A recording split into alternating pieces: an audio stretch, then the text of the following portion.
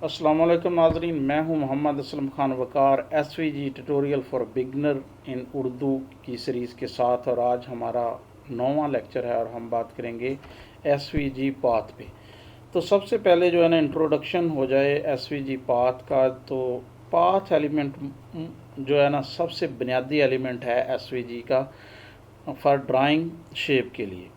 और जब पाथ के एलिमेंट के इस्तेमाल के साथ हम हर किस्म की बुनियादी शक्ल जो है ना बना सकते हैं, जैसे सर्कल है, एलिप्स है, रेक्टेंगल है। पाथ जो है ना डिटरमिन करता है कि आउटलाइन किस तरह की जो है ना किसी भी शक्ल की बनेगी।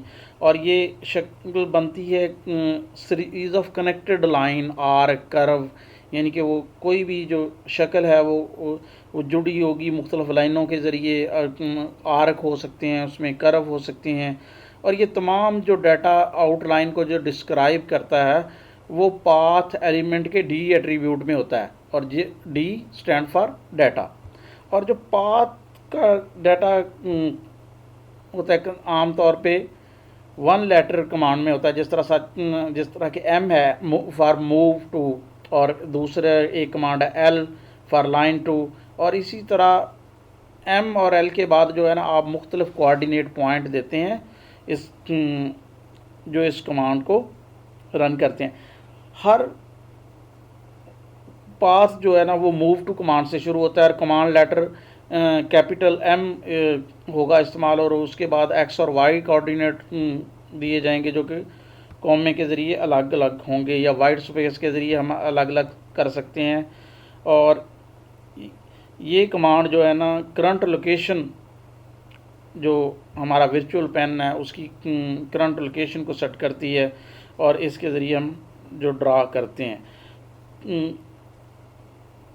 इसके बाद हम एक या दो से ज़्यादा लाइन की कमांड लगाते हैं, जिस तरह जो एल के ज़रिए हो सकती हैं। एल के बाद जो है एक्स और वाई कोऑर्डिनेट आएंगे। और इसी तरह जो कुछ कमांड जो है ना आपकी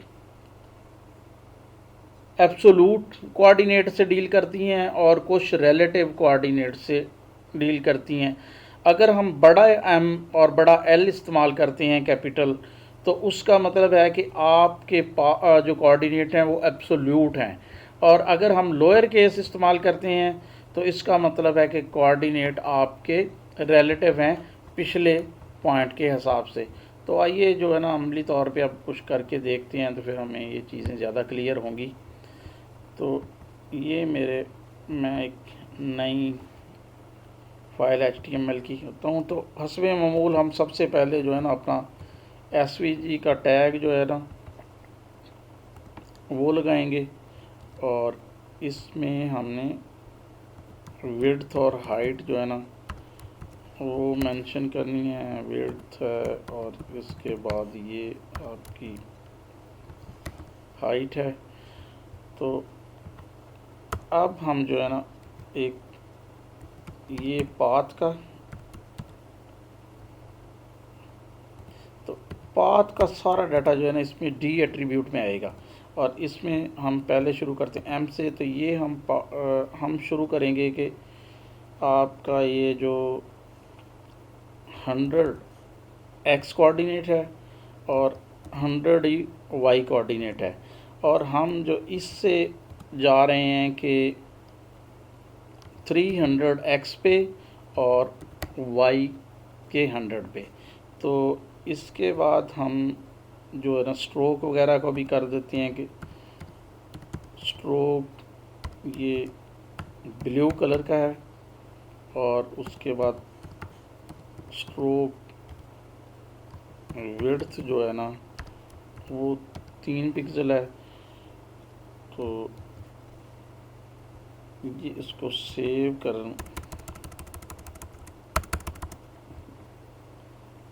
मैं करूँगा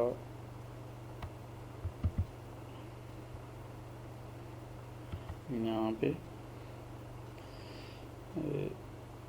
SVG path.html।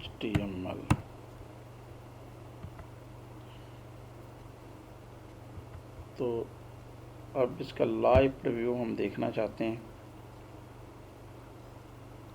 ये देखिए ये लाइन आ गई। अब हम अगर इसको मज़ीद जो है ना एक्सटेंड करना चाहें तो मैं इसको एक पॉइंट ये देता हूँ कि ये नीचे जो है ना कोई आ जाए तो एक्स एक्सेस 3 का ही हो और इस पे 200 पे आ जाए। तो ये देखें अब ये इसमें ना जो है फिल कर रहा है ब्लैक से, तो मैं नहीं चाहता कि ये जो है ना फिल हो, तो इसको मैं कर देता हूँ कि फिल नन, क्योंकि हम सिर्फ जो है ना स्ट्रोक को देखना चाहते हैं। तो ये देखें तो अब ये हमारे पास शक्ल आ गई है। और उसके बाद अगर हम मज़ीद इसको एक्सटेंड करते हैं कि हम चाहते हैं कि ये यहाँ पे कोई ना आ जाए और यहाँ पे जो कोऑर्डिनेट होंगे वो x 100 होगा और वो y 200 होगा। तो ये देखें ये देखिए आपके जहन में ये होना चाहिए कि आपका कौन सा कोऑर्डिनेट जो है ना एक्स वाई कहाँ पे है। ये देखें ये यहाँ पे x 100 है और y 100 है और यहाँ पे y चेंज नहीं होगा और ये y 100 ही है, लेकिन x 300 हो गया। यहाँ पे x 300 है और y जो है ना वो 200 हो गया और यहाँ पे आपका x 100 है y 300 है। अगर हम इसको z लगा दें तो ये पाथ जो है ना क्लोज हो जाएगा। ये देखिए अगर z नहीं लगाते तो पाथ क्लोज नहीं होता, वो स्टार्टिंग पॉइंट पे नहीं पहुंचता। अगर z लगा दें तो ये क्लोज हो जाता है। तो ये हमारा जो पाथ का जो है ना ट्यूटोरियल इस तरह इख्तिताम पज़ीर होता है। तो अगले ट्यूटोरियल देखते रहिए और SVG सीखते रहिए। तब तक अल्लाह हाफ़िज़।